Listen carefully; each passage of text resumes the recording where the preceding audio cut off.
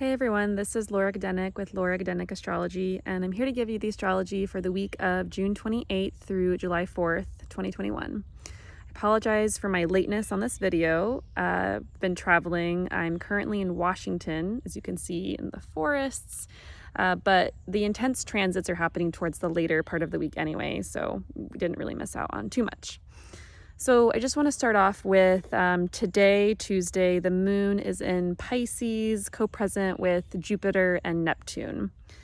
A very dreamy day filled with imagination, possibly a lot of emotion and possibility. You might feel very imaginative today, thinking about what's possible for your life. And I would definitely encourage to lean into that, pay attention to that, because Pisces is a sign that's very connected with the ethereal, the mystical, the non-worldly, the non-tangible, which is important in cultivating a sense of connection with our heart and with our gut, which is something I'll be talking about today when making decisions and navigating life.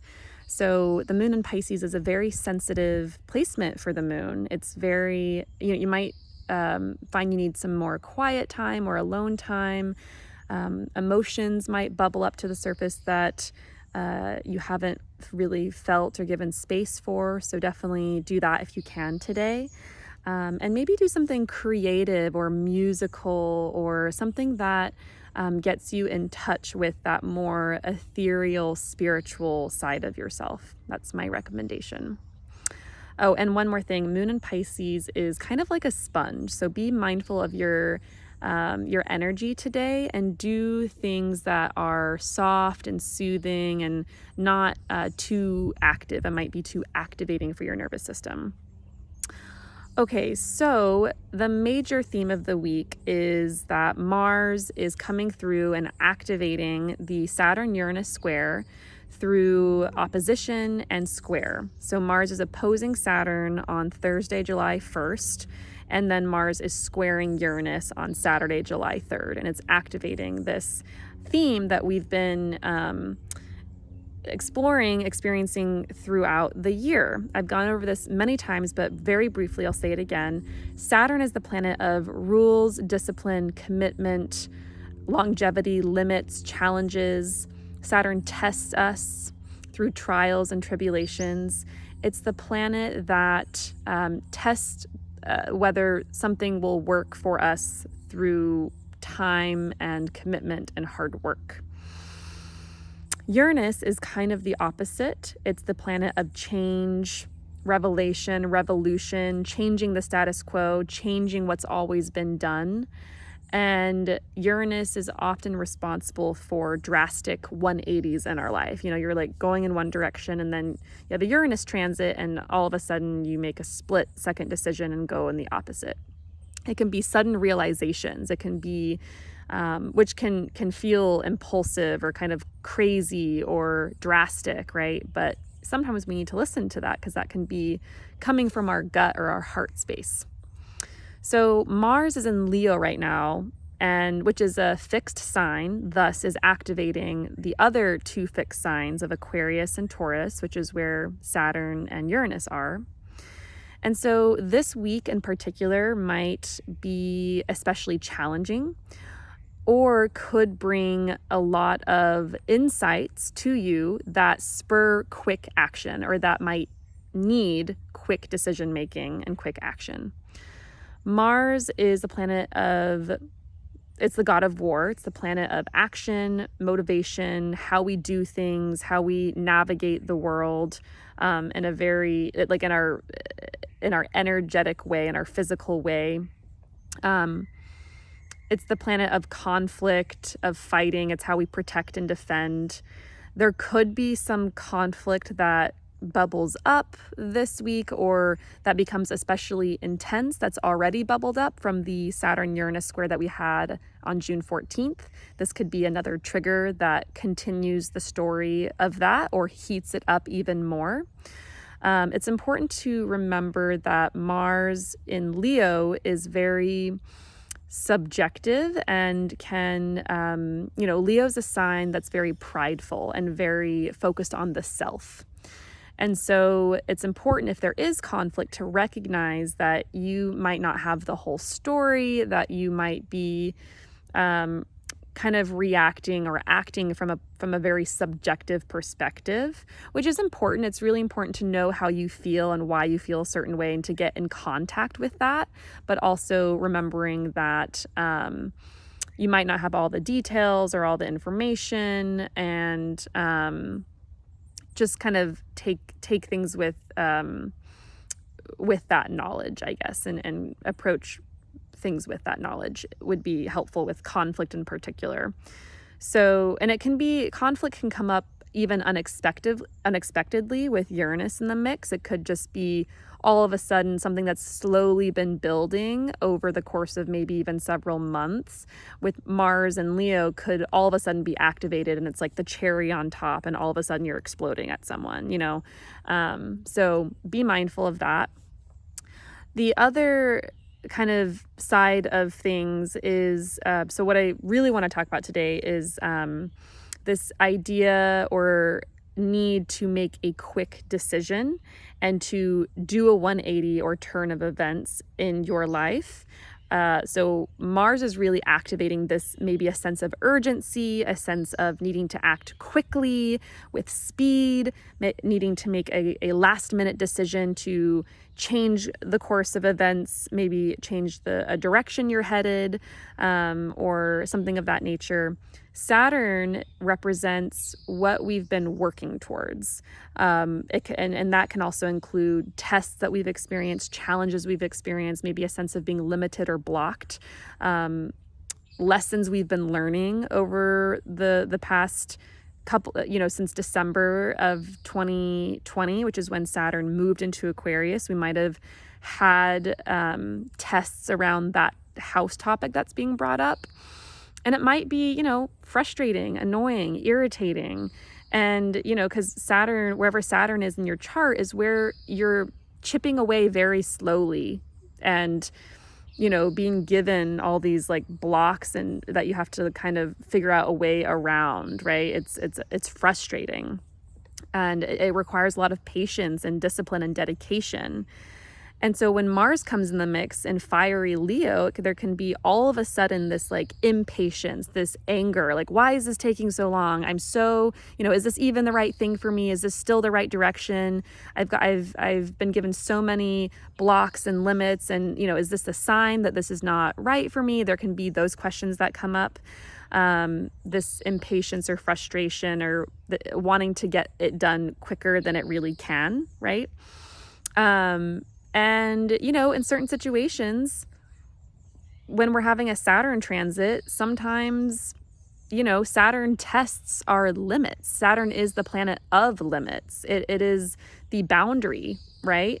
And so sometimes the answer is yes, like, this isn't worth it. I'm not happy. This is, I'm doing this because I think I should, or because I said I would, or because people expect this of me, right? That can be very Saturn, the status quo. And so sometimes the right answer is yes, this isn't working for me. I need out. I need to attend to my more immediate needs, which is very Mars and Leo, immediate needs, subjective needs. However, there's also the other, flip side of that, which is, if you do have a goal in mind that you're working towards, that's taking a long time, that's especially, if you're like in your Saturn return, for example, you have a goal, it's taking a long time, or you're kind of seeing how long it will take. And it's just kind of this sense of like, oh, this is taking forever and I'm frustrated and, et cetera, then it might be best to think about the ways in which you can feed yourself now, fuel yourself now, so that you can continue this journey that you're on, right? And it wouldn't serve you in that instance to act impulsively, or to, make drastic changes that might have consequences that ultimately you don't want, right? So this is kind of about short-term thinking and long-term thinking. They're both important. And so if Saturn is representing something to you that you are wanting and that is going to serve you, and that's kind of like a long-term life goal, and you're getting frustrated right now, then it's important to attend to immediate needs, but not in a way that's self-sabotaging. And that brings Uranus in the mix, right? So Uranus is this planet of change, innovation, of needing to make adjustments. And this could be a time of course correction, right? Maybe Saturn for you is representing something that you're chipping away at, that you're doing because you think you should, or you think it's expected, or it's kind of the traditional course. And Uranus might be telling you, no, this isn't right. Why are you doing this? This makes no sense for you. And it could serve as being kind of this course correction of like, how about we go this way instead? And so Mars is activating that, right? And it might be good to think about what your long-term goals are. What are you chipping away at? What is limiting you and blocking you? And is that really what you want, right? Uranus is a planet about authenticity. And Mars and Leo is a sign about the self. How do we shine? How do we what does our soul really want, and how do we want to express that in this world, right? It's going to be totally unique to each person. Leo is all about uniqueness, right? So it might be appropriate to change direction, to kind of shift focus, and really contemplate where you're putting your effort, where you're putting your energy. And this might be a week where you're having a really hard conversation with yourself about that. I know, I certainly am in my life, and it's important to question what your motives are and why you're doing something. And just thinking about whether something's truly working for you, because it wouldn't be the end of the world if you left a commitment or obligation if it's not serving you, and if it's not going to serve you in the long run. Find something that's more truer to you and then work towards that, right? So there's two sides to this coin, and it's really up to you to know which one it is and to get in touch with your body, your heart, your gut, right? The sun is in Cancer. Cancer rules over the stomach. We have Mars in Leo. Leo rules over the heart. So really getting in touch with those parts of us, our heart and our gut, and not be as in our head or in our brain. Saturn's in Aquarius. Aquarius is an air sign, very mental, very logical. And sometimes that can override, often it can, our heart and our gut space. So getting in touch with all three, aligning all three, is very important. And like I was saying, there's two sides to this coin, and it's, is Mars acting as this impatient, impulsive influence and causing you or us to disrupt in a self-sabotaging way, in a way that is going to harm us in the future, or not be good for us? Or is it acting in a way of helping us get in tune with what we actually want? And so that's up to you to decide from a body perspective. So I would say also to wait to make a big decision. Notice the feelings of impatience. Notice these these sensations inside of you. Maybe reflect on them, write on them, and wait. Mercury, remember, is still in the shadow, and it's going to make the final square to Neptune on the 8th of July. And so some of the things that might have been confusing or foggy or unclear, possibly relating to this story, possibly not, could come into focus around then. So wait to make decisions for at least a week or two after these transits, because Mars is going to make you want to act immediately, but that might not serve you. But just notice and reflect. So that's the astrology of the week. Let me know if you want a consultation about it. I'm available. Otherwise, I'll be back next week with another astrological weather report. Bye.